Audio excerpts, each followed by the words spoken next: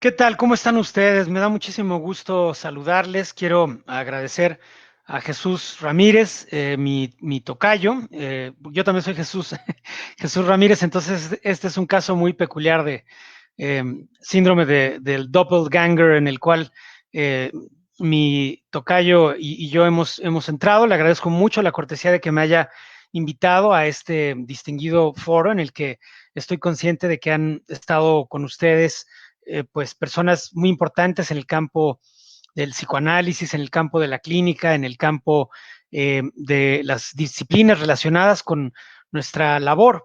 Yo personalmente trabajo en el Instituto Nacional de Neurología y Neurocirugía. Soy médico especialista en neuropsiquiatría y trabajo desde hace 22 años en ese hospital haciendo práctica clínica hospitalaria, haciendo investigación, investigación en el campo de las neurociencias y de la psiquiatría clínica, y haciendo también una labor de enseñanza, pues ya desde hace un par de décadas, ¿no? Sobre todo en la formación de médicos especialistas en psiquiatría, neurología y otras disciplinas relacionadas. En particular, tenemos un posgrado en neuropsiquiatría que nos plantea muchos retos clínicos, por lo cual, pues yo me he sentido atraído también por este campo que, digamos, en mi caso inicia con la psicoterapia y que también indudablemente abreva del mundo del psicoanálisis. Campo que yo no he cultivado personalmente como profesional, pero sí del otro lado del diván, ¿no? Después de algunos años de haber estado en psicoterapia psicoanalítica y también indudablemente soy lector de esa enorme disciplina que representa un ángulo muy importante de discusión para quienes estamos en la práctica clínica en el mundo hospitalario. Y en particular el día de hoy quiero hablarles acerca de una perspectiva justamente que reúne en alguna medida el campo de la neurociencia, el campo del psicoanálisis, el campo de la medicina en general y de la psiquiatría clínica, no a través de un debate intelectual, ni a través de un juego de validación de ninguna índole, sino en el contexto de la narrativa clínica, que es una perspectiva que desde mi punto de vista reúne a muchas de estas disciplinas en un enfoque donde cada una de ellas puede expresar sus propios ángulos sus propias interpretaciones clínicas, sus propias perspectivas que le dan sentido, que le dan significación. Entonces, mi presentación se titula Los territorios fronterizos de la narrativa clínica y como punto de partida quiero leerles este texto que he escrito como parte de un ensayo en torno a esta problemática. Yo me he interesado desde hace mucho por la narrativa clínica porque además de la medicina cultivo el campo de la escritura, la literatura, sobre todo en el mundo del ensayo literario, pero también de la ficción. De manera que he pensado que los territorios fronterizos son espacios de transformación cultural, porque las convicciones de un grupo humano deben confrontarse con las certezas de quienes viven al otro lado, tras la frontera. Quizá la naturaleza artificial de las fronteras genera una separación innecesaria de colectividades que anhelan comunicarse. Este ensayo se refiere a una tradición que emerge en las fronteras conceptuales entre la salud y la enfermedad, entre la mente y el cuerpo, entre la ciencia y la literatura. Y como punto de partida les presento un caso clínico. Este es el caso de un hombre zurdo de 39 años de edad, católico, casado, originario y residente de la Ciudad de México, que tiene una escolaridad primaria completa, tiene un padecimiento que empezó con un dolor de cabeza muy intenso, pérdida de la visión y de la fuerza en el hemicuerpo izquierdo, y en el Instituto Nacional de Neurología y Neurocirugía se identificó un problema conocido como hemorragia subaracnoidea por ruptura de un aneurisma de la arteria cerebral media derecha. Para quienes no están muy familiarizados con el campo de la medicina y en particular de la neurocirugía, quiero explicarles que la ruptura de un aneurisma es un evento catastrófico que pone en riesgo la vida en el muy corto plazo. La mortalidad de este padecimiento es más o menos de un 60%, o sea, más de la mitad de las personas que tienen esta enfermedad fallecen, por poner un ejemplo, de la pandemia que vivimos el día de hoy, pues sabemos que la enfermedad por coronavirus tiene una mortalidad del 2% aproximadamente, mientras que la hemorragia subaracnoidea por ruptura de un aneurisma tiene una mortalidad del 60%, entonces es altísima. En la tomografía que ustedes pueden ver a la derecha de las diapositivas, de hecho ven ustedes una señal que aparece en esta zona que se aprecia asimétrica porque no se encuentra en el otro hemisferio cerebral y que tiene una densidad de señal luminosa, se ve muy clara, un poco como la densidad que tiene el hueso que está dado justamente por el calcio. Entonces, aquí lo que tenemos es sangre, es una hemorragia que está invadiendo el hemisferio derecho y en particular el lóbulo frontal del hemisferio derecho. El paciente se salva porque afortunadamente se interviene a tiempo, se hace una cirugía que se conoce como clipaje del aneurisma, lo cual pues permite que esta persona sobreviva y va a su casa. Pero en la primera semana después de regresar de la operación y después de la hospitalización, camina tropezando por la casa y dice a su mujer, tienes un desorden aquí. La esposa dice que actuaba como si viera, lo cual era muy peculiar para ella porque en el hospital les habían dicho que él había perdido la visión. También, por otra parte, el paciente empieza a decir que su tío muerto está en la casa y que él también huele a muerto, o en algunos momentos decía que él estaba muerto. También decía que su casa no era su casa. Por esta razón van al hospital. En el hospital, sin embargo, se confirma que él no puede percibir la luz, tiene un caso de ceguera, en parte porque la retina fue lesionada cuando el oftalmólogo explora la visión. Primero, detecta que no hay percepción de luz en ninguno de los dos ojos, que tiene hemorragias a nivel del globo ocular. Estas hemorragias son grado 4, es decir, el grado más alto de estas hemorragias que han provocado un daño muy importante en la retina, provocando la ceguera. Y sin embargo, el paciente insiste en que él puede ver, de manera que formalmente los oftalmólogos hacen el diagnóstico de un síndrome de Antón. Estos dos fenómenos, el síndrome de Antón, que consiste en una pérdida de conciencia de la incapacidad para la visión, es decir, una ceguera donde el paciente no ve, pero no sabe que no ve. Se combina en este caso con otro síndrome conocido como síndrome de Cotard, que justamente tiene que ver con este delirio de estar muerto, o esto que en su momento Jules Cotard en el siglo XIX llamó el delirio de negaciones. El paciente piensa que le están poniendo cosas para que se haga daño, porque en realidad él se está tropezando con los objetos, ya que insiste en caminar por toda su casa, él insiste en que puede ver, no cree que él no pueda ver, se lo dicen muchas veces sus familiares, pero dice que más bien lo quieren volver loco. Y de hecho pedía las llaves de su camión amarillo porque estaba mal estacionado.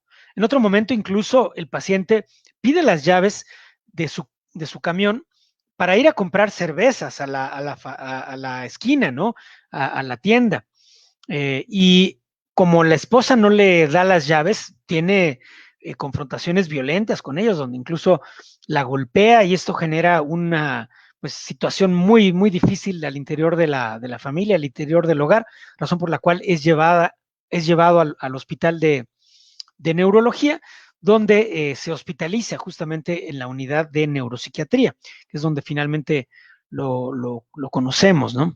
Él insiste ahí en este credo, en este delirio de que él ya se encuentra muerto, dice que le dieron balazos en su cuerpo e insiste en este discurso según el cual él puede ver, a pesar de que se le ponen muchas pruebas que deberían de, en cierta forma, eh, hacerlo, confrontarlo, ¿no? Con el principio de realidad. Sin embargo, no sucede de esta manera. Y bueno, aquí vemos sus imágenes con más detalle. Esta lesión que se localiza hacia el hemisferio izquierdo, hacia el lóbulo frontal, perdón, en el hemisferio derecho, hacia la región del lóbulo frontal, donde podemos ver cómo hay también una lesión extensa que también abarca el lóbulo parietal. Y en el lóbulo occipital vemos estas dos lesiones que son las responsables de su pérdida de visión, así como estas lesiones que él presenta a nivel de la retina y de las que ya les he hablado. Se ha dicho que esta lesión a nivel frontal en el hemisferio derecho podría ser responsable de una deficiencia en procesos metacognitivos. Pero remontándonos un poquito a la historia, este síndrome, el síndrome de Anton, fue descrito justamente en el siglo XIX por el doctor Gabriel Anton, quien observó personas ciegas o sordas también que no tenían conciencia de su privación sensorial. Años después, él acuñó el epónimo síndrome de Anton para hablar de ese problema. Pero el patrón clínico no es una invención de la medicina moderna. Si nosotros revisamos las cartas a Lucilo de Séneca, hace unos 2000 años, Séneca escribe, de hecho, la historia de una mujer que quedó ciega, pero no sabía que no podía ver. La gente se burlaba de su condición y Séneca decía con, pues, digamos, esta tradicional formato que él desarrolló, ¿no? De la filosofía latina. Él hablaba de que nosotros no deberíamos de reírnos de ella, porque nosotros también acostumbramos a negar los problemas y a dar excusas frente a nuestros pecados y nuestros defectos. La ciencia contemporánea usa la palabra anosognosia para describir la falta de conciencia de un problema neurológico evidente para los demás, como puede ser la ceguera o la parálisis. Típicamente la parálisis del brazo y de la pierna izquierda, porque como decimos, la lesión responsable se localiza hacia el hemisferio derecho. Esto es algo muy atípico, ya que casi todos los enfermos sufren cuando aparecen estos problemas, como la ceguera o la parálisis, y piden ayuda. Entonces, la nosognosia es un tema central para discutir el problema de la experiencia fenoménica dentro de este arco amplio que va desde la filosofía hasta la neurociencia. Y con Séneca podemos preguntarnos si hay una continuidad entre la nosognosia de los pacientes neurológicos y nuestra tendencia a negar los problemas cotidianos.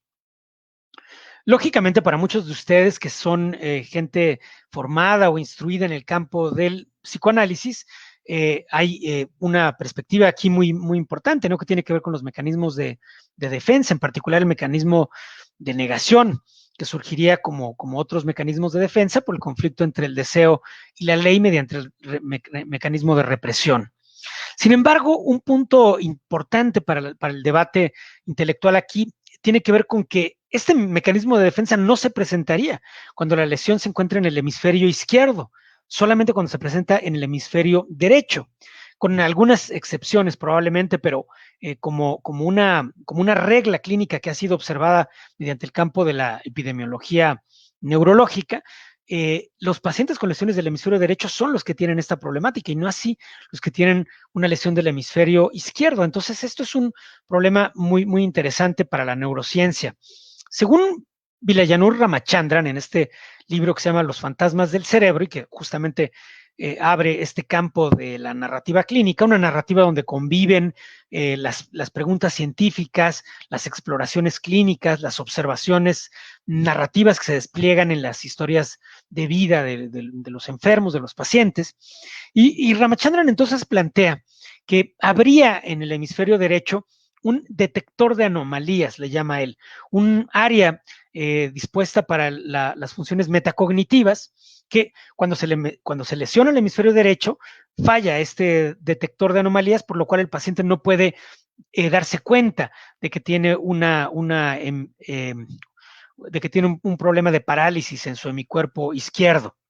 Sin embargo, cuando la lesión se encuentra en el hemisferio izquierdo, el detector de anomalías que se localiza en el hemisferio derecho funciona correctamente.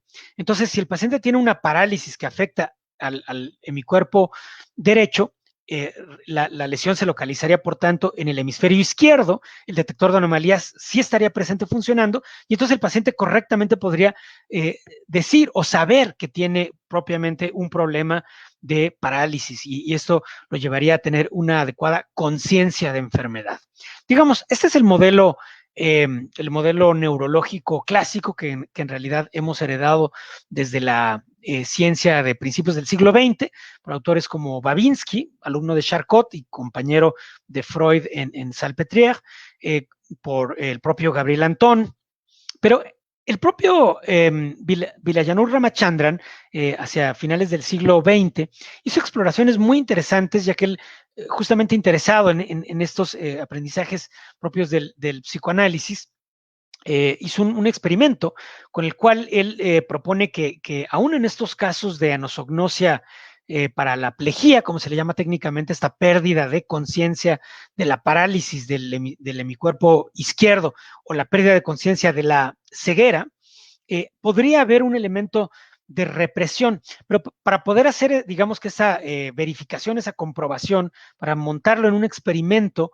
él utilizó una metodología muy interesante en un estudio de caso de una persona que tenía justamente una lesión en el hemisferio derecho, por lo tanto tenía una parálisis en el brazo y en la pierna izquierdas, y que había aparentemente perdido la conciencia de la parálisis.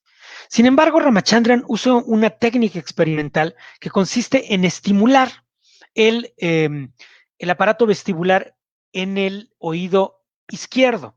Es decir, utiliza agua muy fría, agua helada, la introduce a través del canal auditivo, hace una estimulación del canal auditivo y de esta manera produce una estimulación del aparato vestibular que se encuentra a nivel del oído interno, produciendo una recuperación transitoria de la función del hemisferio derecho.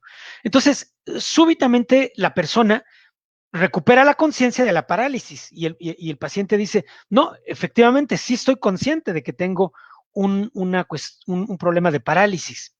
Lo interesante, y es la razón por la que Ramachandran conecta esto con las hipótesis freudianas, es porque el paciente dice que de hecho se había dado cuenta desde el principio que tenía el problema de la parálisis. Entonces, es capaz de evocar exploraciones que hicieron los neurólogos y es capaz de evocar muchas situaciones que dan cuenta de que el paciente verdaderamente había tenido conciencia de la parálisis.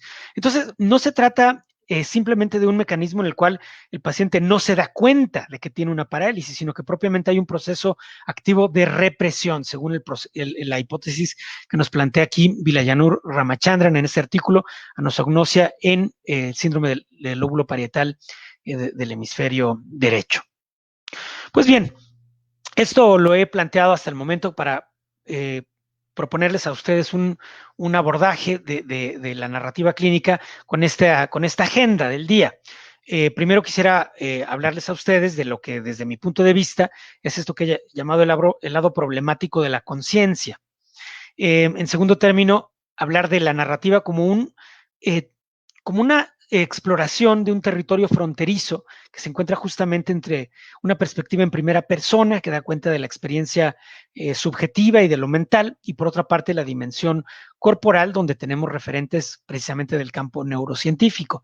Y por último, otra exploración que realiza la narrativa clínica en otra zona de frontera que tiene que ver con las definiciones de este género como arte o como ciencia, es decir, la narrativa clínica aparece como una disciplina artística y aparece también como una disciplina científica. Y esa es la agenda del día que quiero tratar con ustedes el día de hoy. Por supuesto, el fenómeno de la conciencia ha sido un tema de muy difícil abordaje para las ciencias naturales, para las ciencias exactas, mucho más, pero en particular para un abordaje, digamos, desde la ciencia contemporánea, es un caso muy difícil, ¿no? Ya que la ciencia busca la objetividad y busca la cuantificación. Y la conciencia, tal y como ha sido descrita en diferentes abordajes fenomenológicos, desde la filosofía, desde la neurofilosofía también y desde las propias ciencias cognitivas, se trata típicamente de un fenómeno cualitativo y subjetivo. Entonces, esto lo pone de alguna manera en la antípoda de una exploración científica. Por otra parte, también dentro del campo de la ciencia hay otra postura, ¿no? Que es la de pensar que la conciencia es un fenómeno completamente natural y que por lo tanto puede ser abordado por herramientas incluso tecnológicas, ¿no? Ustedes han visto hoy en día estos prototipos, en mi opinión, que son prácticamente una forma de neurofraude, yo le llamaría, ¿no? Es un fraude pseudocientífico, donde justamente este gran millonario Elon Musk, que siempre está especulando, ¿no? Para producir de alguna manera una recuperación ahí en la bolsa de valores y en sus acciones y todo esto, pues él ha planteado este prototipo, ¿no? El que le llaman Neurolink, según el cual va a ser esta famosa interfaz hombre-máquina llevada a sus últimas consecuencias por medio de estos dispositivos, un chip que se conecta en en la corteza cerebral, y por medio de la cual aparentemente tendrá acceso a la información subjetiva, y no solo eso, él propone que gracias a esto va a poder curar el trastorno obsesivo compulsivo y la depresión y la esquizofrenia, y, en fin, no tiene límites, pues, ¿cómo lo diríamos? Su fanfarronería mercadológica, ¿verdad? Pero ya en una forma mucho más rigurosa, nuestro importante pensador mexicano Roger Bartra, en este último libro que sacó, Chamanes y Robots, hace un abordaje pues muy importante desde la filosofía, desde la ciencia también, donde plantea cuáles son las posibilidades de desarrollo real de una conciencia artificial. Y para esto recurre en forma muy interesante al fenómeno del efecto placebo, que es un abordaje muy original, porque como sabemos, el efecto placebo consiste en la administración de una sustancia inerte desde el punto de vista farmacológico, pero que produce no solo efectos clínicos y conductuales, sino también efectos fisiológicos que pueden ser capturados, por ejemplo, mediante herramientas de neuroimagen, ¿no? Entonces, es un caso muy interesante donde, bueno, Bartra analiza toda la ciencia del efecto placebo y concluye que efectivamente realmente no es lo más correcto llamarle efecto placebo, sino es un efecto que pasa por la significación que le da el paciente a todo, digamos, el andamiaje con el cual es estimulado, ¿no? Por ejemplo, mientras más sofisticada es la estimulación sensorial durante el efecto placebo, mayor es el efecto que se consigue, ¿no? Por ejemplo, si una persona da una pastillita nada más, no tiene el mismo efecto que si es una inyección, y esto no tiene el mismo efecto que si es, por ejemplo, la colocación de una solución intravenosa mediante una sonda de venoclisis. Y todavía se tiene más efecto si, por ejemplo, se tiene que hacer otro tipo de maniobras más espectaculares desde el punto de vista del ritual, ¿no? Que se establece en torno al efecto placebo. Y por esa razón, la primera parte del libro explora incluso las relaciones con la antropología de los chamanes, etcétera, ¿no? Para poder abordar ese problema. Y entonces, lo que plantea Roger Bartra, que es muy interesante, es que las posibilidades para el desarrollo de una conciencia artificial, que no es lo mismo que una inteligencia artificial, que sin duda ya es algo que existe, ¿no? Y creo que ya nadie duda de que existe. El punto es la conciencia artificial, ¿no? O sea, si en algún momento dado las máquinas, los robots, etcétera, serán capaces de darse cuenta de su propia experiencia subjetiva, ¿verdad? Y podrán esto transmitirlo, por ejemplo, mediante algún código simbólico, ¿no? El planteamiento yo creo que de fondo es si las máquinas pueden sufrir. El sufrimiento se vuelve entonces, digamos, el índice a lo mejor más importante para hablar de una ciencia clínica de la conciencia, ¿no? Y en ese sentido el efecto placebo, pues es una manera de abordar justamente esta problemática, ya que una de las cosas que plantea Bartra en este libro es que cuando hay una pérdida de la conciencia, no hay efecto placebo. Por ejemplo, si una persona se encuentra en estado de coma y se administra un fármaco placebo, es decir, un placebo disfrazado de fármaco, no hay un efecto placebo, ¿no? Entonces, realmente es un efecto dependiente de la conciencia, y en ese sentido el placebo es un indicador de la conciencia. Bien, creo que todos, nadie de ustedes ignora, ¿no? Que la conciencia también ha sido objeto de muchos ataques desde el campo, por ejemplo, de la neurofilosofía, de esta corriente que se conoce como materialismo eliminativista, ¿no? Que vienen de estos importantes filósofos canadienses, Paul y Patricia Churchland, que piensan que la conciencia es como los signos zodiacales, ¿no? O sea, no tiene absolutamente ninguna realidad, ¿no? Es meramente una entelequia, es fraudulenta, ¿no? O más que fraudulenta, es una especie de ficción provocada por la tradición cultural, ¿no? Pero que en realidad no tiene ninguna objetividad, ninguna realidad científica.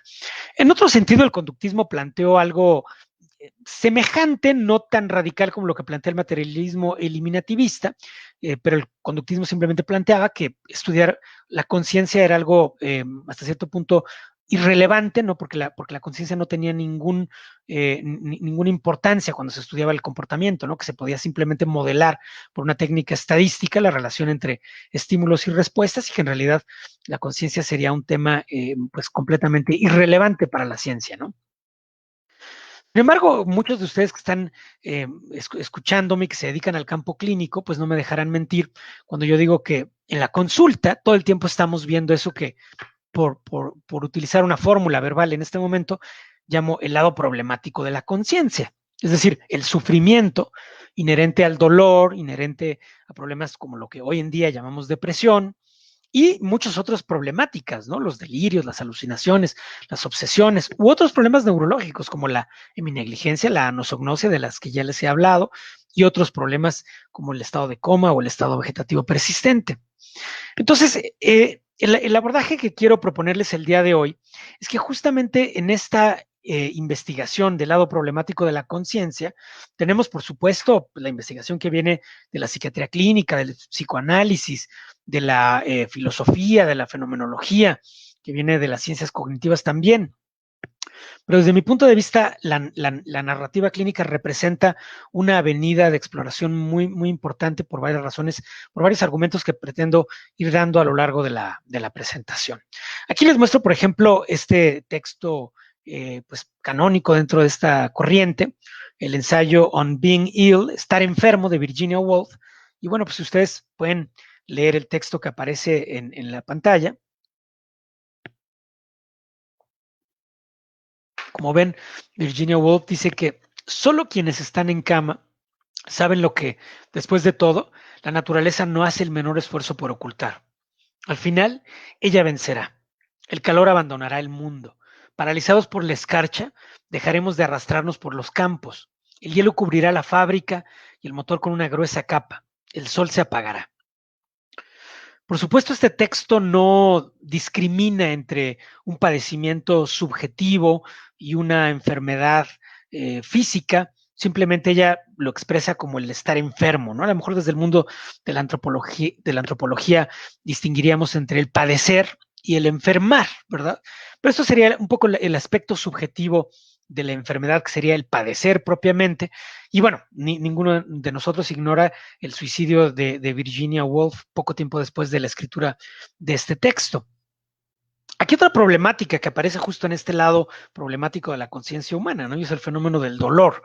Aquí les presento el famoso texto de Ernest Junger sobre el dolor, pero también este diario del dolor escrito por María Luisa Puga, una famosa escritora mexicana, una gran narradora de novela y de cuento, que desafortunadamente padecía artritis reumatoide, lo cual la fue haciendo pues provocando una discapacidad muy importante, una retirada muy importante de todo el mundo literario, el mundo de la cultura, y al final pues un aislamiento en Michoacán, en una pequeña casa con su pareja, donde, bueno, además ya tenía para entonces un problema muy importante por todos los medicamentos que tenía que tomar para controlar el dolor, ¿no? Y en esas condiciones hace este diario del dolor, que es pues nuevamente un testimonio pormenorizado de la experiencia del dolor y de todas sus diferentes asociaciones, sus significaciones, todo lo que esto le permite evocar, ¿no? En el terreno intersubjetivo.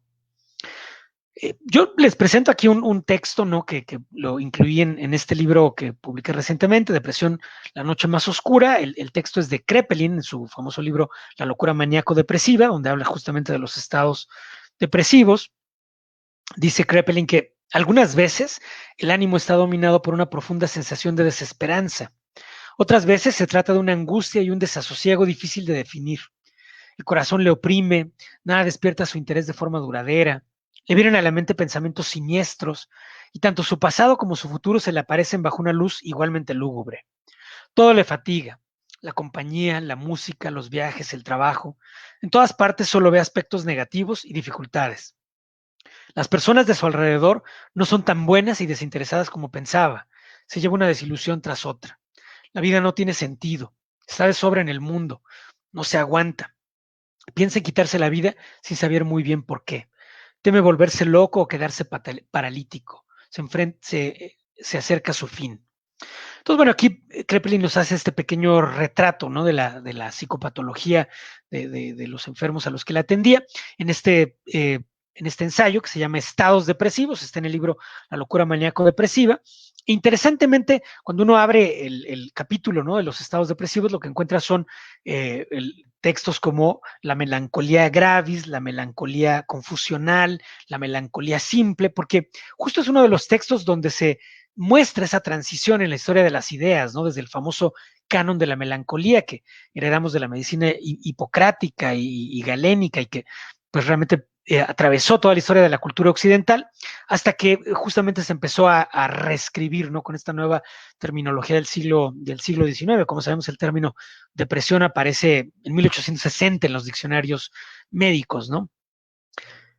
Pero entonces, justamente una exploración que me interesa mucho ahora conversar con ustedes es de cómo la narrativa clínica puede transitar en forma, digamos, si me permiten la metáfora, como un anfibio, ¿no? Entre un discurso del cuerpo que viene de la medicina, que viene de la neurociencia, que viene de la neurología, de la neuropsiquiatría o de la neuropsicología, y por otra parte, una perspectiva en primera persona que tiene una herencia que por una parte viene de la gran tradición literaria narrativa del siglo XIX y por otra parte de disciplinas que se fundan en la psicoterapia, ¿no? En el propio psicoanálisis y en otras corrientes psicoterapéuticas. Entonces, cuando estudiamos la conciencia, justamente, pues podríamos hablar de un doble aspecto, ¿no? De este problema. Por una parte está el tema de la conducta que nos da cuenta de que el otro se encuentra consciente, ¿no? Como lo exploramos, por ejemplo, cuando tenemos un paciente en estado de coma, ¿no? Típicamente es un trastorno grave de la conciencia que pone en riesgo la vida, donde en un estado de coma la persona no tiene ninguna respuesta conductual. Típicamente lo que medimos es la apertura ocular, la respuesta motora y la respuesta verbal. Las tres están abolidas en el estado de coma, no hay respuesta ni siquiera frente al dolor, ¿no? Desde luego indica un padecimiento grave que afecta estructuras cerebrales muy puntuales donde podemos tener lesiones que llevan a la muerte en el corto plazo. Sin embargo, la conciencia tiene otro aspecto y sería pues justamente su dimensión subjetiva y más aún esta dimensión cualitativa de la experiencia subjetiva.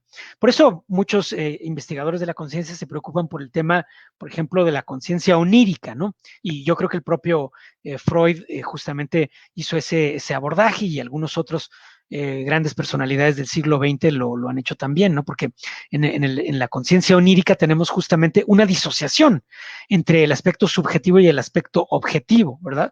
El paciente tiene la experiencia de imágenes típicamente visuales, hay experiencias emocionales también, hay algunas experiencias cognitivas, probablemente no bien dotadas de metacognición, pero sí hay también pensamientos durante el sueño.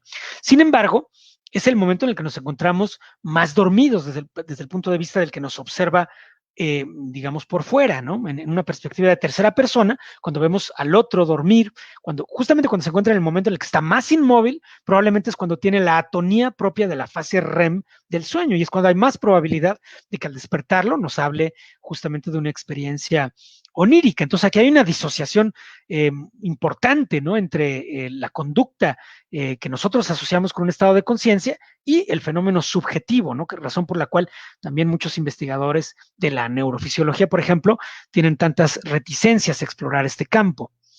Como sabemos, por ejemplo, aquí utilizo la fórmula de David Chalmers, ¿no? En su famoso libro La mente consciente, pues el problema difícil de la conciencia es justamente esta dimensión cualitativa, ¿no? Esto que a veces se llama la experiencia fenoménica y que estaría por a juicio de estos filósofos de la mente, constituida por estas unidades de información a las que a veces llaman qualia, ¿no? Y que se refiere justamente a esta cualidad subjetiva. A veces los abordajes se hacen desde la neurociencia clínica, como sucede no solo con la nosognosia a la que ya me he referido, sino también la heminegligencia. Es un problema en el cual, como sabemos, hay una pérdida de atención hacia lo que sucede en el hemicampo izquierdo otra vez de nuestro espacio visual y de nuestro propio cuerpo, ya que otra vez es un problema que se asocia a lesiones del hemisferio derecho. Entonces, el hemicampo visual y corporal contralateral a la lesión es justamente donde no se integran estos estímulos, ¿no? Eh, es muy interesante porque, por una parte, no parece tratarse la heminegligencia de un problema de percepción. O sea, experimentalmente se puede demostrar que las personas registran verdaderamente los estímulos, pero no los llevan al espacio consciente. Por ejemplo, hay un experimento que aparece en el libro de Eric Kandel, justamente en sus principios de ciencia neural, donde la persona tiene mi negligencia, se le pide que vea una escenografía, por ejemplo, voy a poner un ejemplo nuestra cultura aquí en México, ¿no? Supongamos que estoy yo enfrente de la catedral, ¿no? Y entonces a mi derecha tengo el Palacio Nacional, ¿no? Y a la izquierda tengo otros edificios donde está, por ejemplo, el Hotel Holiday Inn. De este lado, a la izquierda también se encuentra el Gran Hotel de la Ciudad de México, la famosa terraza del Majestic. Entonces, cuando se le pregunta a la persona, si se le pide que digamos que identifique todos esos estímulos, y en un ejercicio de evocación se le pide que recuerde qué hay del lado derecho, la persona puede recordar correctamente que está el Palacio Nacional, pero cuando se le pide que recuerde lo que hay del lado izquierdo, no puede evocarlo, como si el problema no fuera solo de percepción, sino ahora también una preferencia que incluso aparece en el espacio de la memoria o de la evocación. Pero más interesante aún, si se le pide a la persona que haga un ejercicio mental en el cual ahora imagine que se encuentra del lado o sea, saliendo de la catedral y de frente al palacio que se encuentra, digamos, enfrente de la catedral, si ahora la persona hace esa rotación mental de su sentido de ubicación y se le pide que nos diga qué se encuentra a la derecha, ahora sí puede evocar correctamente que está la terraza del Hotel Majestic, el Gran Hotel de la Ciudad de México y también el Hotel Holiday Inn. Y en cambio ahora no recuerda lo que hay del lado izquierdo, que sería el Palacio Nacional. Entonces, el problema verdaderamente no parece ser un problema de percepción, sino más bien del acceso al espacio consciente propiamente. Esto pues ha llevado a muchos modelos, ¿no? Modelos neurales, como el que propone el grupo de Francia, ¿no? De Stanislas Dehaene y de Jean-Pierre Changot, que justamente plantean esta hipótesis muy interesante que se llama el espacio global de trabajo neuronal, donde supuestamente habría ciertas neuronas localizadas hacia la corteza prefrontal que tendrían axones muy largos y por lo tanto entrarían en conexión con los demás lóbulos de los hemisferios cerebrales y con estructuras subcorticales, por ejemplo, las que gobiernan o que tienen relación con los procesos emocionales y otros procesos motores.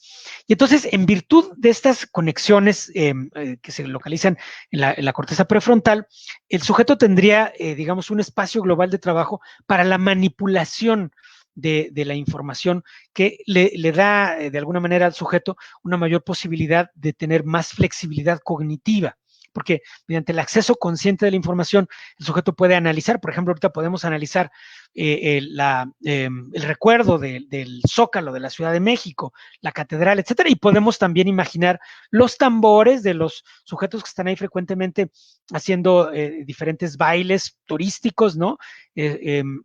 Con esta danza, ¿no? Que se realiza ahí con frecuencia. Podemos imaginar otros sonidos del Zócalo, podemos evocar también las experiencias corporales de calor o frío que hayamos tenido en alguna situación, y en fin, podemos nosotros rotar la información, manipularla desde diferentes ángulos, con diferentes sistemas de procesamiento cognitivo y emocional, y esto es lo que dota de una mayor flexibilidad cognitiva a el sujeto, el individuo, cuando utiliza propiamente un procesamiento consciente, a diferencia del procesamiento no consciente de la información, que es más automatizado, ¿no? Y que yo creo que también, por cierto, es un tema que ha sido muy tratado por el psicoanálisis, ¿no? Los procesos como la compulsión a la repetición, y digo, yo sé que estoy dando un salto muy grande hacia otros aspectos psicodinámicos, pero de todas maneras hay este concepto que también sería un punto de convergencia entre el psicoanálisis y la neurociencia, de que la información que no se procesa por vía consciente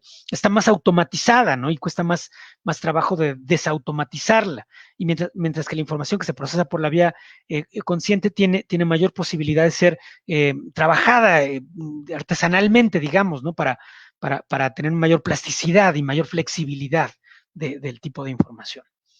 Entonces, avanzando hacia el mundo de la narrativa clínica, yo quisiera plantearles que así como se encuentran estas narrativas neurocientíficas, aparecen narrativas que provienen de otros campos, ¿no? Por ejemplo, narrativas en primera persona, como este texto fundacional de Gerard de Nerval, el famoso poeta francés del siglo XIX. En 1855 escribe Aurelia, que narra justamente lo que fue diagnosticado por su médico, doctor Blanche, como un episodio de manía. También no había muchos otros diagnósticos en aquella época, Pero mientras los alienistas de su momento diagnosticaban un estado de manía, lo que Gerard de Nerval vivía era este texto que aquí les narro, ¿no? Imagina mi sorpresa, dice Gerard de Nerval, al despertar de un sueño de varias semanas tan extraño como inesperado. Enloquecí, por cierto, si uno puede usar el lamentable término locura para designar mi condición, dado que mi memoria permaneció intacta y dado que no perdí el poder de la razón ni por un momento. Para mí, solo fue una transfiguración de mis pensamientos habituales, un sueño despierto, una serie grotesca o sublime de ilusiones con muchos encantos. Nadie podrá convencerme de que lo que ocurrió no fue una inspiración o un presagio. Lo que ocurrió en mi cabeza fue un carnaval de todas las filosofías y de todos los dioses. Pensé que yo era Dios. Sabemos que Gerard de Nerval también, desafortunadamente, poco tiempo después de este escrito, pues fallece por un suicidio, no justamente con un ejemplar de la novela en el bolsillo, pero el libro queda como un testimonio muy, muy importante acerca de esta perspectiva en primera persona, ¿no? El enfoque personal, su vivencia subjetiva. Y justamente lo ha retomado muchas veces, por ejemplo, Michel Foucault, ¿no? Para hablar de esto que él, pues muchas veces ha caracterizado, ¿no? Acerca de la psiquiatría como un monólogo, donde dice que la psiquiatría es un monólogo acerca de la locura, ¿no? Y justamente la otro que debería entrar en este diálogo es este testimonio en primera persona, no nada más de Gerard de Nerval, ¿no? Sino en general esa perspectiva. Eh, Aquí les planteo otros textos justamente en primera persona, otros testimonios narrativos que a veces se van hacia el campo del ensayo literario, a veces se van hacia el campo del ensayo científico o hacia otras formas de testimonio. Pero, por ejemplo, en este texto de Scott Fitzgerald, El hundimiento, a mí me gusta mucho, es un texto pues, muy poderoso como toda la narrativa de Scott Fitzgerald. Es un pequeño boceto autobiográfico, un ensayo testimonial sobre un largo proceso de gestación de una crisis de la identidad personal.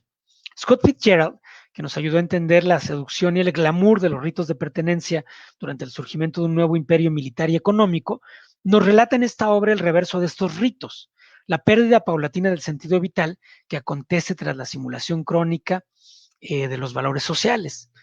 Él plantea una desorientación existencial y narra una dimensión física incluso de su naufragio. Por ejemplo, hace una descripción muy detallada del el surgimiento del insomnio en su vida psíquica, ¿no? Y de cómo este insomnio va creciendo a la mitad de la noche y va carcomiendo el primer sueño y el segundo sueño al que todavía tenía acceso.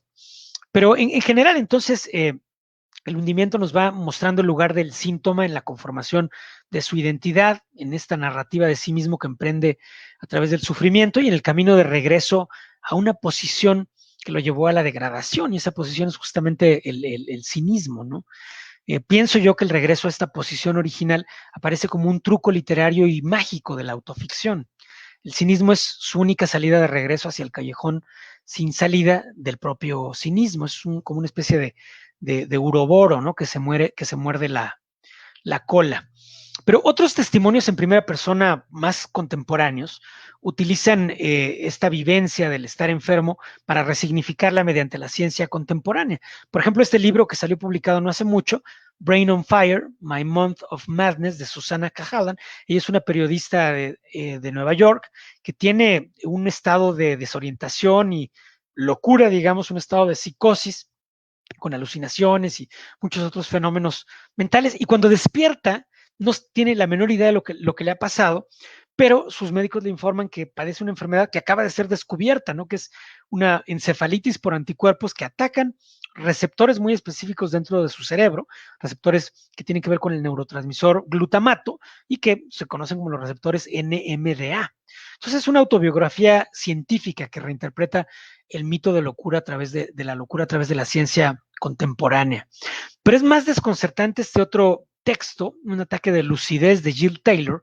Eh, Ella es una neuroanatomista de la Universidad de Harvard que padece una hemorragia en el hemisferio izquierdo y desarrolla una vivencia mística. Y no puede comunicar este éxtasis porque la hemorragia le ha quitado el lenguaje. Tras la recuperación, escribe My Stroke of Insight y desde entonces se le ha pasado reflexionando en el significado que pudiera haber tenido esta vivencia mística que en su fuero interno, no en su perspectiva subjetiva, pues transformó completamente su vida, ¿no? Sin embargo, ella como anatomista, que está consciente de que hubo esta dimensión física de la enfermedad. Otros testimonios como Building a Life Worth Living de Marsha Linehan son también textos fundacionales que narran pues, las limitaciones de las herramientas de la neurobiología psiquiátrica, ¿no? Es verdaderamente un calvario por el que pasa Marsha Linehan, recibe terapia electroconvulsiva, recibe tratamientos farmacológicos y también psicoterapéuticos que no la mejoran, ¿no? Y es en función de esto que ella funda su famosa terapia conductual dialéctica que muchos de ustedes conocen. Y nuevamente, yo no estoy haciendo en esta presentación ahora una evaluación de la validez científica de ninguno de los trabajos, simplemente me interesa tomarlos como perspectivas narrativas, ¿no? Donde se van explorando estas dimensiones, estas diferentes dimensiones de la perspectiva en primera persona, en segunda persona, en tercera persona, esta dimensión corporal, la exploración justamente de lo mental. Finalmente quiero hablarles a ustedes acerca de otra frontera que explora la narrativa clínica y es la que la coloca en una, digamos, disyuntiva, ¿no? Entre una ciencia artística o un arte científico. Aquí quisiera evocar otro texto clásico, me refiero por supuesto a la sala número 6 de Chekhov. Como ustedes saben, el doctor Chekhov construyó una ficción literaria a partir de su experiencia como médico en asilos psiquiátricos del siglo XIX. Nos muestra un retrato de las cosas humanas en cada rincón del hospital, ¿no? Hace una especie de, pues, un retrato psicológico muy honesto, ¿no? Del personal médico de ese lugar, de los pacientes, del juego, digamos, de la conversación que se sostiene, una conversación frustrante, muchas veces interrumpida, pero también de estos momentos auténticos de comunicación que ocurren ahí al interior del asilo. Y esto pues me recuerda este famoso ensayo de Cristina Rivera Garza, ¿no? La gran ensayista y escritora mexicana que escribe en su ensayo sobre la Castañeda, mientras chocaban y negociaban los internos del hospital psiquiátrico, ella se refiere por supuesto al manicomio general de la Castañeda, los internos del hospital psiquiátrico y sus médicos produjeron narraciones tensas y volátiles de la enfermedad mental, textos de múltiples voces en los cuales ambos actores implicaron y entretejieron sus propias concepciones relacionales de cuerpo, mente y sociedad.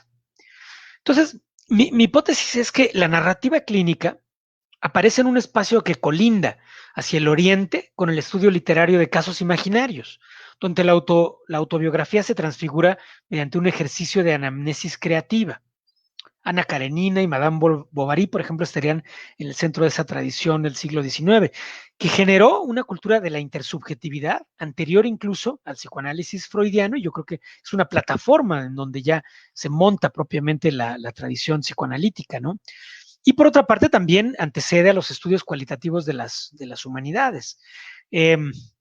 Al occidente, por otra parte, la narrativa clínica colinda con las descripciones médicas del siglo XIX. Por ejemplo, estos textos que aquí les presento, ¿no? Los delirios melancólicos de negación y de enormidad de Jules Cotard, la locura lúcida de Treglat y muchos otros, las memorias de Krepelin, la locura maníaco-depresiva, las locuras razonantes de Joseph Capgras, alucinados y perseguidos de Jules Seglas y otros textos de psicopatología clásica que tenían, digamos, un formato muy interesante, ¿no? Porque en sus fases pioneras, la medicina, digamos, se fundó mediante la elaboración de reportes de caso para describir convergencias entre la fenomenología clínica y la patología subyacente. Recuerden que estamos en un momento del siglo XIX donde la medicina anatomopatológica, inaugurada por Bichat en Francia y retomada después por Virchow y otros grandes de la anatomopatología, pues está permitiendo una reescritura completa de la medicina clínica que tenía, como dice Michel Foucault, una antigüedad milenaria, ¿no? Pero esta reescritura se basa justamente en esta correlación clínico-patológica. Y aquí aparece la descripción de fenómenos como la amnesia, la agnosia, la afasia, las alucinaciones, los delirios, las obsesiones y prácticamente todo el lenguaje de la psicopatología que se cristaliza, como dice Germán Berrios, justamente en el siglo XIX, mediante narraciones cuidadosas de la dimensión patológica de individuos muy específicos, ¿no? Son relatos clínicos que no tienen a lo mejor la intención de literaturizar la psicopatología o de buscar una experiencia estética, aunque a veces lo consiguen. Aquí, por ejemplo, este libro, La histeria antes de Freud, nos habla de Gilles de la Tourette, de Charcot, de Briquet, Laseg y otros grandes, ¿no? Por ejemplo, Charcot, ahí aparece su famoso ensayo sobre un caso de histeria en el varón, ¿no? Que es un tema interesante de discusión. En la escuela de Charcot te encontramos grandes autores, ¿no? Como Gilles de la Tourette, que trabajó justo este caso, ¿no? Que luego fue retomado por Aldous Huxley, Los demonios de Ludón, este famoso caso que ustedes conocen de un convento donde hay un episodio de un cuadro de histeria conversiva colectivo, ¿no? Que ha sido motivo de muchos análisis desde la antropología, desde la sociología, ciertamente desde la medicina clínica y desde el psicoanálisis. Aldous Huxley hace un abordaje muy puntual, ¿no? Lógicamente en esta misma tradición que viene por un lado de Charcot, por otra parte, digamos, se alimenta de toda esta gran narrativa del siglo XIX, clínica y también artística, pues por supuesto surgen los trabajos de Sigmund Freud, ¿no? A mí me gustó mucho este libro que editó la Secretaría de Cultura aquí en México, que justamente incluye los casos clínicos, ¿no? Más famosos de Freud, con este abordaje detectivesco que él hace, ¿no? Y que ni aún sus críticos, pues, le regatean, digamos, esa capacidad narrativa, ¿no? Y esa capacidad de ir planteando, de ir rastreando las hipótesis, ¿no? Y un abordaje fundado también en una fuerte lógica. Eh, también en este mismo sentido, ¿no? Y como heredero de estas tradiciones aparecen pues, muchas narraciones que a lo mejor parten del psicoanálisis, como el caso de Viktor Frankl, y exploran otras posibilidades, ¿no? Como en este caso la logoterapia, ¿no? Otra vez al margen de las preferencias de ustedes en torno a esta corriente de psicoterapia. También creo que nadie le regatea a este texto el ser uno de los testimonios más poderosos, yo creo que se han escrito, ¿no? Es un verdadero thriller de supervivencia psicológica. Y bueno, los expertos en este campo son ustedes, ¿no? Yo de todas maneras leo muchos textos psicoanalíticos justamente cuando tienen esta vertiente narrativa, ¿no? Que no, va hacia muchas partes, ¿no? Por ejemplo, este famoso libro de Kohut, Los dos análisis del señor Z, ¿no? Que tiene también un fuerte acento narrativo. Este Diario de la Locura, escrito en México por Carmen Tinajero, ¿no? Una psicoanalista lacaniana que hace un abordaje también muy fino de los pacientes a los que ella atendió justamente en un ambiente manicomial. O en una forma más contemporánea, estos ensayos también que siempre están en una encrucijada crítica, ¿no? Siempre son objeto de controversia, tanto en la neurociencia como en el psicoanálisis, pero nuevamente Mark Solms recupera mucho esta tradición de la narración de casos, ¿no? Y de la hermenéutica que surge a partir del estudio de estos casos, que son casos neurológicos, pero donde él propone hipótesis psicoanalíticas pues muy interesantes, ¿no? Lógicamente me interesa mucho el caso también de las mujeres psicoanalistas. Yo creo que es un tema muy interesante, ¿no? Ahora en la universidad, en la UNAM, en la colección que tenemos de ensayo, de publicaciones de la UNAM, vamos a publicar uno de los textos pioneros del psicoanálisis escrito por mujeres, por Sabina Spielrein, ¿no? Su famoso texto al que se refiere Freud cuando habla, por supuesto, de la pulsión de muerte, ¿no? Y que lo cita como un antecedente importante, este caso que pues nadie ignora, también de toda la situación tan desafortunada que vivió con Carl Gustav Jung, ¿no? Ahí justamente en Suiza, mientras eran supervisados, en teoría, por Eugen Bleuler, ¿no? Quien acuñó justamente el neologismo de la esquizofrenia. Pero también tenemos el caso de Melanie Klein, Ana Freud, María Bonaparte, etcétera. A mí me interesa en particular otra vez los textos narrativos, ¿no? Por ejemplo, aquí me refiero a esta autobiografía de una psicoanalista de Francois Dolto, que narra la gestación de su curiosidad intersubjetiva y que yo creo que son textos muy interesantes, que por supuesto vienen de la tradición también de esta autobiografía del propio Freud, ¿no? Y interesantemente, como ustedes saben, justamente fue Sabine Spielrein, después de su acercamiento al psicoanálisis y con toda esta relación epistolar que mantuvo con Jung por una parte y por otra parte con el propio Freud, ella desarrolla el campo del psicoanálisis en Rusia, donde tiene contacto con los grandes psicólogos rusos, ¿no? Vygotsky y Luria, los dos más grandes, y justamente, digamos que inserta en ellos de alguna manera este interés, esta preocupación, y en alguna medida algo de eso queda en las preocupaciones de Alexander Luria en sus dos formidables textos narrativos, ¿no? De esto que él llamó la ciencia romántica, ¿no? Como padre de la neuropsicología que era, pues tenía una gran preocupación por la objetividad de la exploración neuropsicológica, pero también le importaba mucho el entendimiento más global de la personalidad de sus pacientes, ¿no? Y así fundó esta corriente que él llamó ciencia romántica. Pienso yo que al resguardar el valor de los hechos objetivos y de los aspectos corporales y de manera simultánea el valor del conocimiento intersubjetivo, la narrativa clínica se convierte en una herramienta que explora la conciencia humana mientras transita entre el arte y la ciencia, entre la semántica de la mente y la semántica corporal.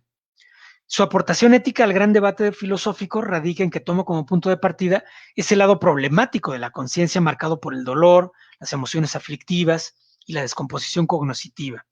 Así sucede en este libro, Mundo Perdido y Recuperado, Historia de una lesión, que como ustedes saben trata acerca de un soldado que desafortunadamente es herido por una bala que destruye prácticamente las porciones posteriores de su hemisferio izquierdo, lóbulo parietal y temporal, y él desarrolla un caso muy peculiar en el que advierte con horror que ya no sabe leer. Y esto lo horroriza porque en la cultura, digamos, de la época en Rusia, tenía un gran valor la alfabetización, ¿no? Era uno de los grandes, digamos, valores de la revolución comunista, ¿no? Que se estaba viviendo en Rusia. Y además su madre había sido analfabeta, la madre del paciente, y había logrado darle a él una educación universitaria incluso. Entonces, cuando el paciente se da cuenta de que no puede leer, lo dice en sus propios términos, ¿no? Que ya es nuevamente un analfabeta. Pero interesantemente descubre que es capaz de escribir. Al principio no lo puede saber porque está tratando de copiar escritos de otros, entonces no puede hacerlo porque no puede leer realmente.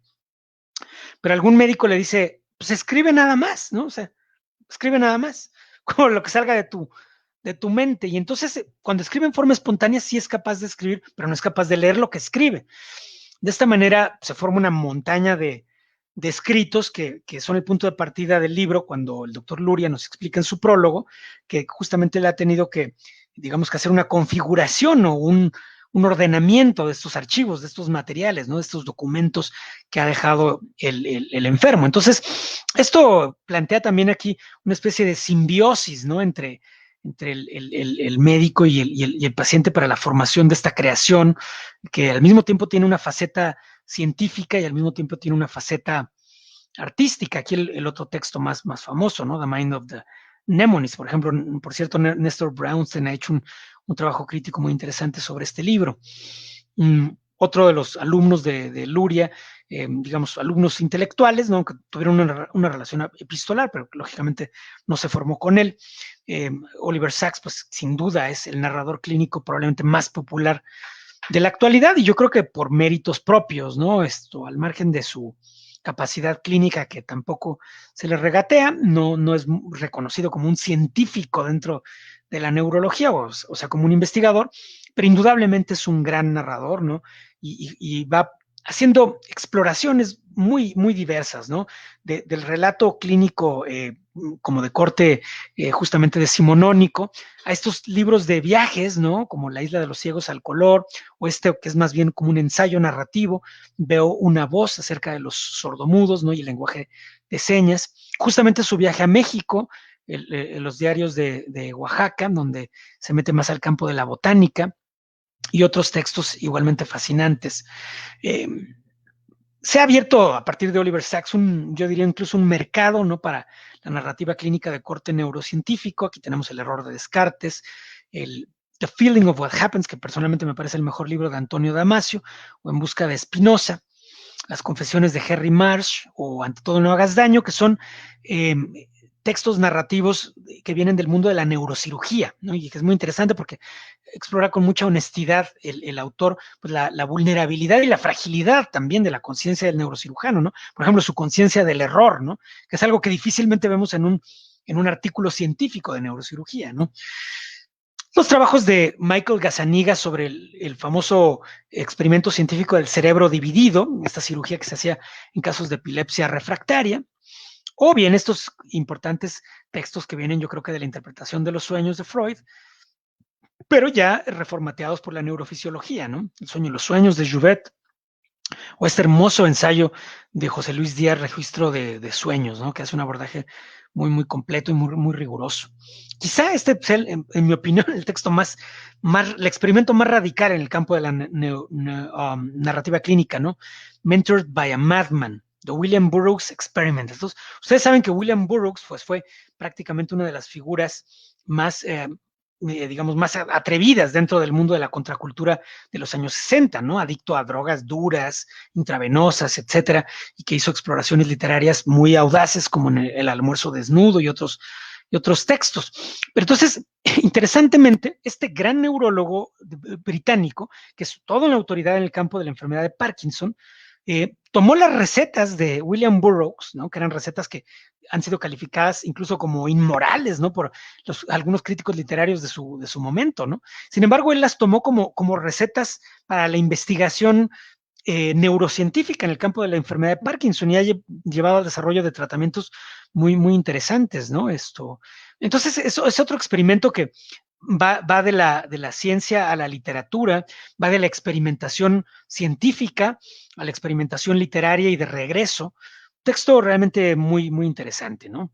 Aquí otros textos de narrativa clínica que van más bien por el lado de la psicoterapia, ¿no? Irving Yalom, que sin duda es un autor muy popular. A mí me gustó El día que Nietzsche lloró, los otros libros ya no tanto. A lo mejor este Lying on the Couch es muy interesante porque es el caso de un psicofarmacólogo joven, ¿no? Que tiene que investigar un caso de posible transgresión ética cometido por un maestro de psicoanálisis, ¿no? Y entonces se da como una guerra ahí entre las dos culturas.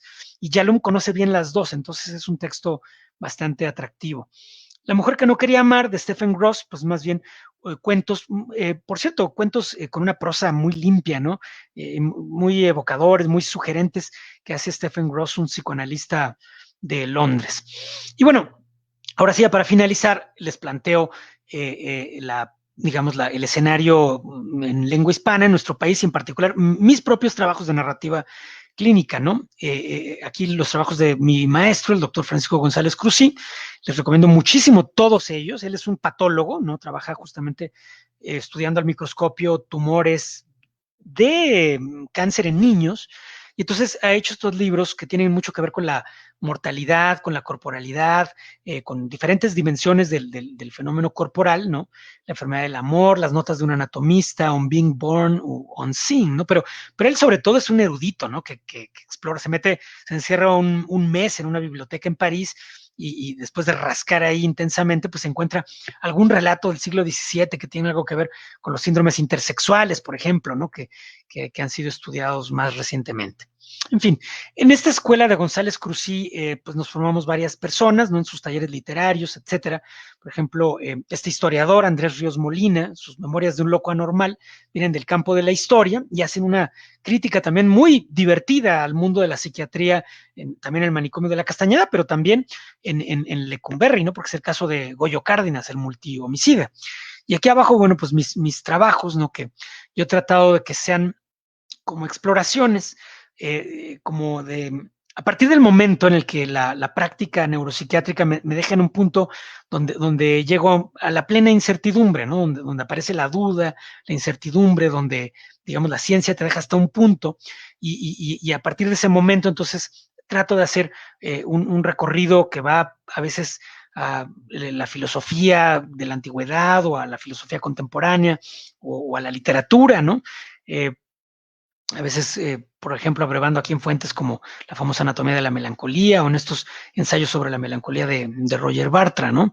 A veces tomamos síndromes que han sido descritos del siglo XVIII, por ejemplo, del siglo XIX, como ese síndrome de Charles Bonnet, que son personas que tienen alucinaciones visuales, pero otra vez son ciegos, pero tienen alucinaciones visuales, pero estos sí saben que son alucinaciones, ¿no?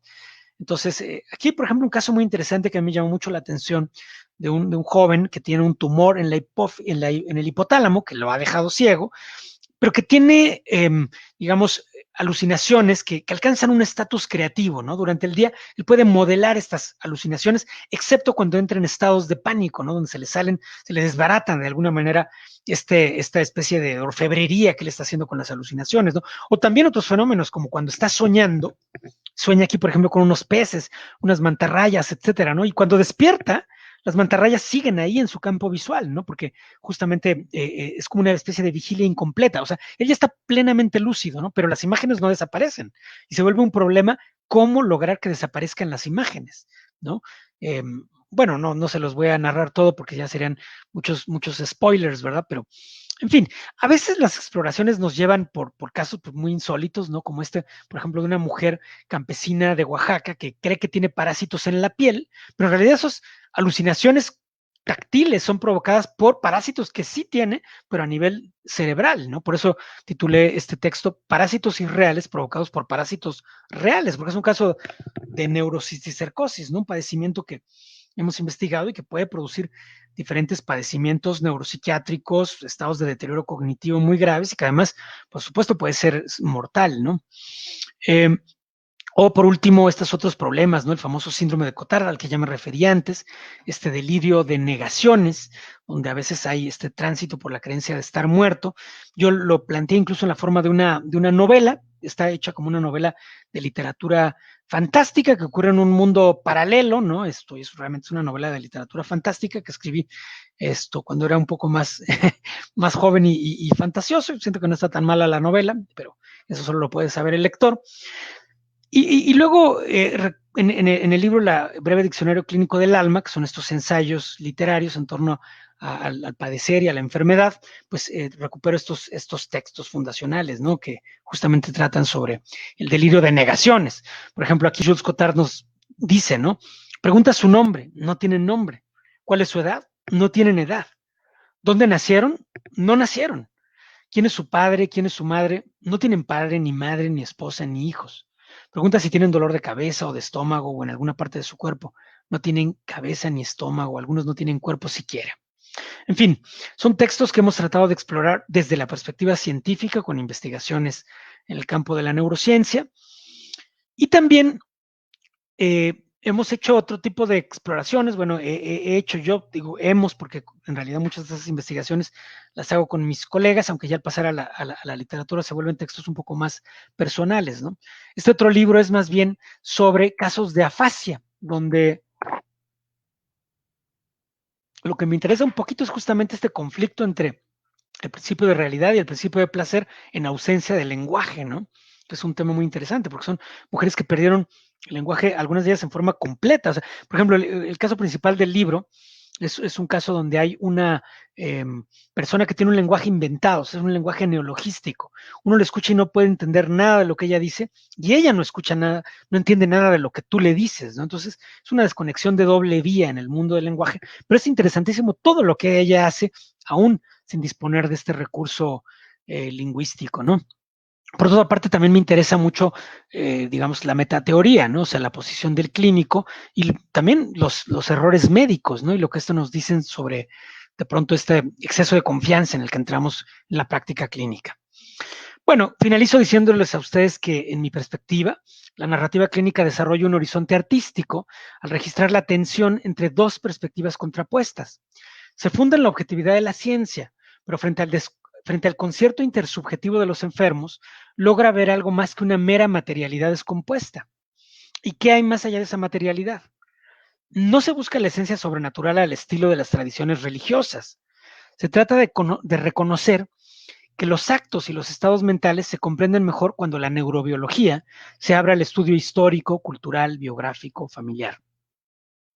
El caso del hombre ciego que quiere ir por cervezas y que golpea a su esposa cuando ella no le entrega las llaves del auto Revela las estructuras sexistas de nuestra cultura, las relaciones de poder al interior de la familia y el conflicto entre el deseo y la ley.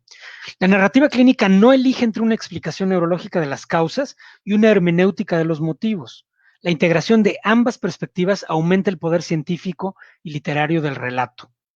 Si la ciencia clínica tiende a la estandarización y a buscar verdades generales sobre la salud y la enfermedad, la narrativa clínica suele hacerse cargo de los huecos en la teoría clínica, los casos atípicos, las excepciones a la regla, todo lo que queda como marca de la diversidad y que resiste la reducción a esquemas biológicos o sociales basados en claves monolíticas para explicar la condición humana.